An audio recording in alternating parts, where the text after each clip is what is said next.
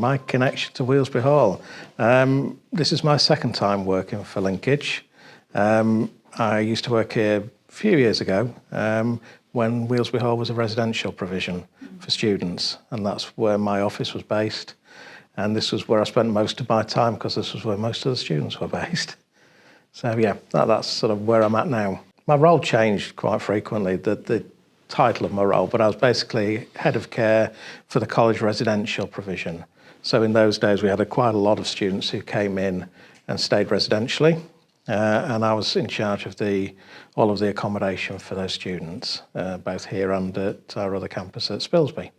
Well, my job title and my role kind of changed a little bit as well, because when we got a new principal in, my job became assistant principal, and part of that became campus manager.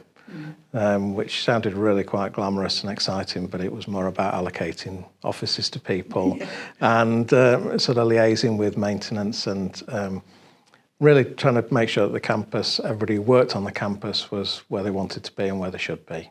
But predominantly it was always around the management of the student accommodation, and that's what I did for about 7 years. I then left, and when that changed, because obviously the funding changed for students in terms of going away from home for college, and we found that quite a lot of the residential provision was no longer required. So I was made redundant along with a lot of other people at that time, and then I came back 8 months ago as head of care to a very different organisation. Yeah. I think the values and the cultures of the organisation are very much similar, but I think it's now become very much more a transparent, business focused. We're very much about making sure that we meet the needs of the people and can evidence what we're doing. We're very compliance focused, so we spend a lot of time making sure that we are doing what we say we're going to be doing. And I think what we've found as well has been a shift in terms of the residential provision now. They seem to be a bit smaller, a bigger move to community supported living. And I think it's just become a very much more focused organisation, but it's still got its values, which is the people are at the centre. And that's why I've come back. Yeah. I've been waiting to come back for a while, but I was waiting for the right job. And this one came up, and then here I am. I think what we find now is that, as sad to say, one of the biggest challenges, financial challenges at the moment with an organisation of this. The local authority have had their funding cut significantly, and that's translated down to care providers who are struggling to meet their financial commitments. We are obviously a charity, and that's part of one of the reasons why I came back, because I wanted to work for a charity. Because I think it's a very different approach. Having worked for a number of companies that were very profit focused, it's refreshing to come back to one that isn't.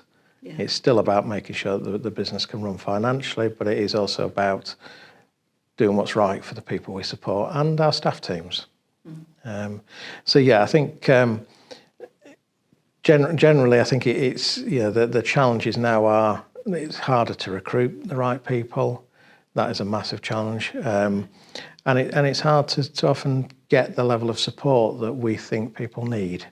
Local authorities are very keen to reduce the funding, to maybe not give the hours that they would do historically, and that is a real challenge for us as a support and care provider.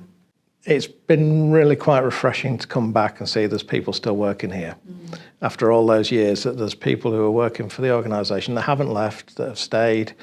They've stayed for a reason, and I think it is around the way that Linkage, it was set up to support people by people who believed that was a need.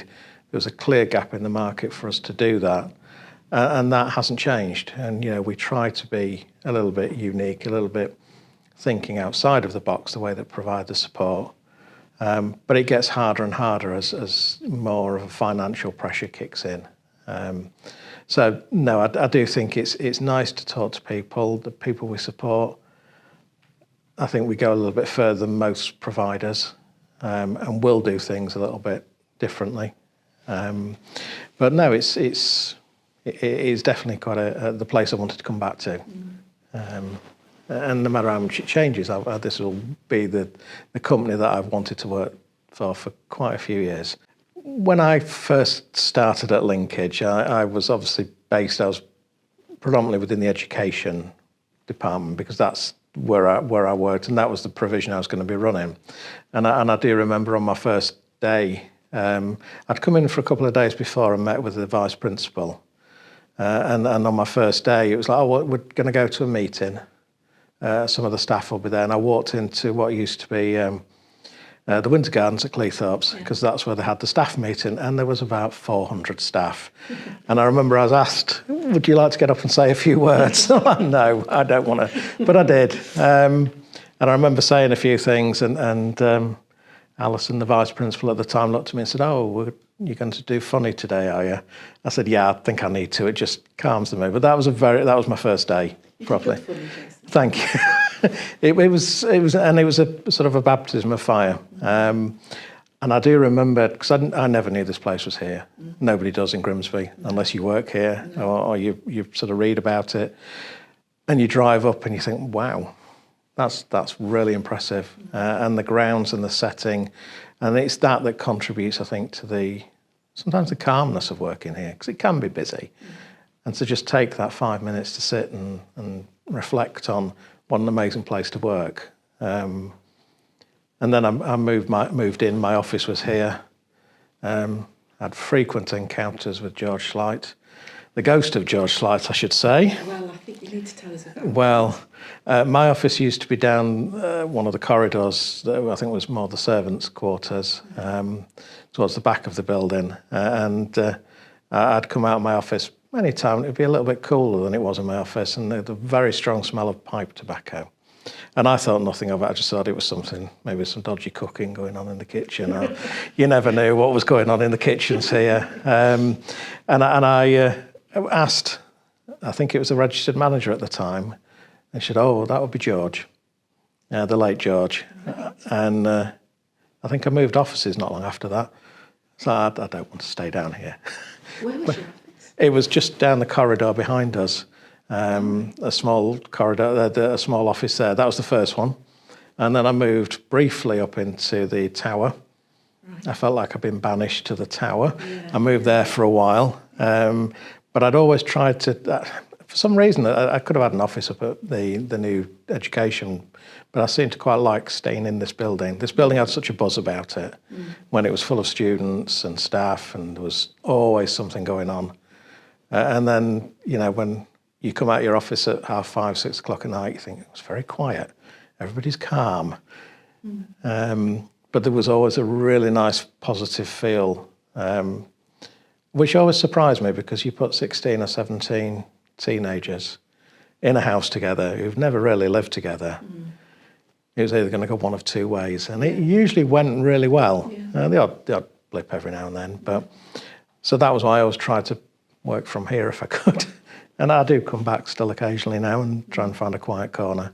It was like walking into my home again, but it was quite sad because it wasn't what it was. You could see that the years have not been overly kind to Weelsby Hall. And it obviously it's very much what it is. It's a partly used empty building that is in need of some renovation. And then I sort of talking with people about the plans for the hall. It gets very exciting again, because I think there's going to be a new life coming into this building, and that's what it needs. It'd be very easy for this just to decay and not be used, but that would be such a crying shame for the phenomenal features in the building. I mean, I always used to love the lounge at the front with the ceiling, and it started falling down. And then I think those were the rooms that you remember, the sitting in there and sort of sat talking with students and basically just, enjoying the environment and looking out over the grounds, waiting for the deers and the animals to wander by. I think there's been a couple of things. I did some work with Don Mackenzie when we were looking at, we recognised that there was a group of students that were coming to us, but we couldn't really meet their needs because their autism was of such a level that they couldn't engage with the college, they couldn't engage with other students. And one of the things that we wanted to look at was a very bespoke service that was based in a residential property, but was an education provision as well. And we did a lot of work, and I was really proud of how that's, I mean, it's gone now, unfortunately, but it was a needs-led service, specially trained staff, education provision in the building, and it was a stepping stone. And actually, though at the time, when I found out that that service was no longer running, it's actually really nice that some of the people who went there are still at the college, are still at Linkage and living in other residential. So it did work to, you know, I think that was a real achievement for us to actually take that provision and see it through. I mean, there's been lots of things that you think, yeah, that was organising we termed it a healthy activity day on the grounds here. There was myself and a couple of programme managers, but it just turned into a fun day, really. The infamous, there's still a video going around of me on a bucking bronco. It's a very short video, but you know, it's still going around, and you can catch it on YouTube if you really want to have a look. But I think those sort of days were the things that stand out as something that was, yeah, there's a lot of work to do, but it was a real achievement to actually put those sort of things on. And you were allowed to do them. You know, you were given that support to say, yeah, if that's what you think, we'll call it a healthy activity. I'm not sure the hog roast fitted in with that, but it was still a really nice day. And I think that most people enjoyed what we did. It was good fun, but there was learning from it as well. And I think it was that being allowed and having that support to enable us to go and do these sort of things that I really enjoyed. There was a bit of information that was shared around about how, you know, the family that owned the property and how it developed, and how the sort of the architect, and you can see other properties around Grimsby that are done by the same architect, and the style and everything. But the actual building is you know, I've probably learnt more in the last year or so with the information that's coming out on Facebook group and things like that about the work that's going on to restore it and to celebrate the family that used to live here. You know, you forget sometimes that it was somebody's home. Quite a phenomenal home. But you forget when you work here, and, you know, previously when you're supporting lots of young people to live here, you forget that actually this was a family's home. For the amount of people that were living here was quite phenomenal, and I think that was a lot down to the hard work of the staff to make it as homely as possible. And we still do. I think that's one of the things about Linkage, is that creation of that homely environment, so that people. I mean, it's quite difficult. It must be quite difficult to move into a care home or to a supported living environment when you're leaving home or you're leaving school for the first time. And I think it's really important that they get the welcome and the feel that this is their home. And that was always, I mean, this was temporary for students because it was a student accommodation. At most, they'd have been with us for 3 years. Some managed 4 years funding, but for the most, at the end of 3 years, they'd have moved on. But we had lots of different ideas. This place changed its sort of ethos and its model. I mean, we used to support people in their first year, then we changed it to more independent living, you know, but it's always had that flexibility, and the staff team were always up for a challenge. I think it's always remembering that we are being trusted, and it's a huge trust, to look after their loved one, their son, their daughter, brother, sister, and that is a huge responsibility, and I've always taken that as incredibly serious responsibility.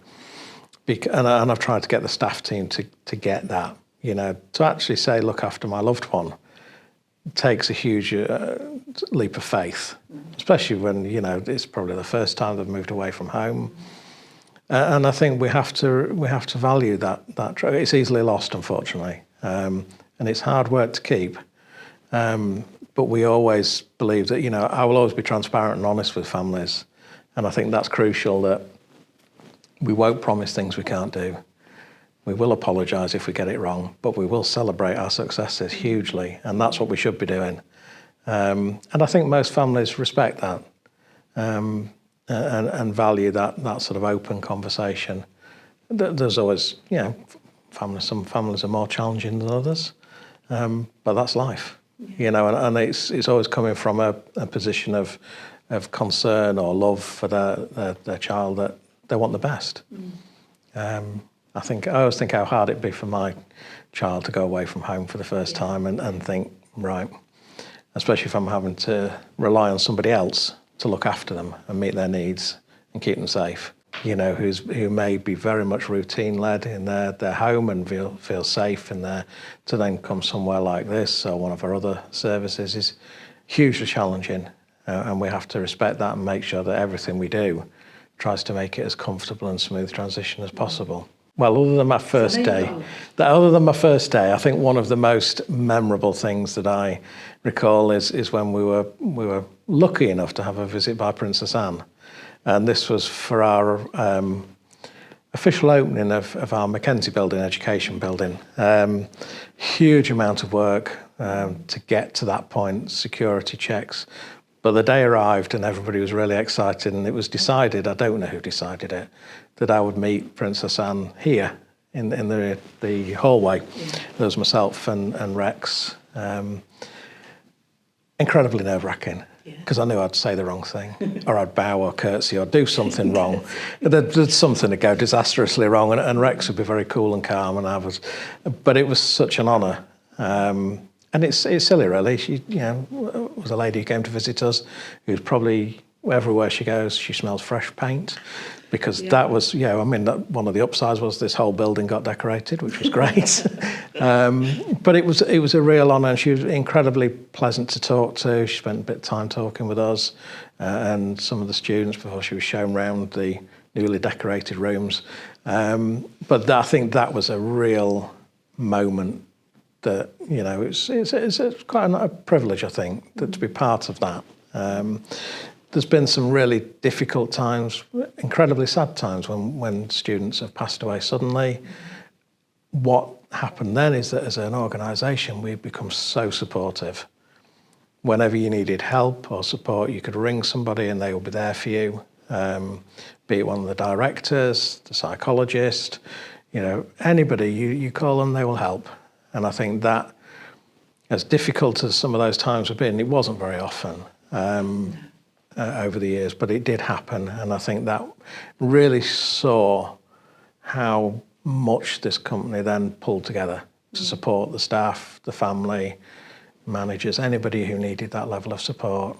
And it's been a roller coaster. I think the changes to funding had a massive impact on, I'll say, my team, the college residential team. We went from being 200 staff to about 40 staff. And that was a massive impact on that team. And then me personally, because, you kind of invest in everybody. You get to know them. You spent years building that team up.